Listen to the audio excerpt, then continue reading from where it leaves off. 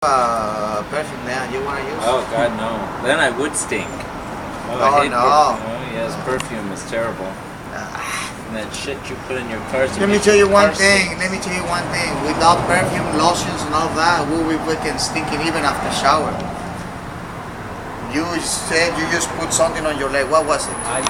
Usually I buy the unscented. I don't care. The unscented everything. Yeah, the unscented. Then why would I smell it then if it's unscented? Well, this one probably isn't. Then what is that? That's a lotion.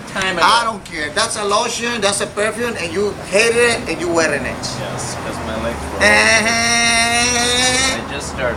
You use it. Your words. Then I have perfume, so use it. And you'll be fucking attracting the bitches. You're gonna go like a pin. It's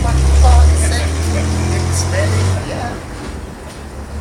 You wanna wear some? I'm telling you. Even the guys, you go to the coffee shop, you're gonna say, wow. Why you tell me that shit?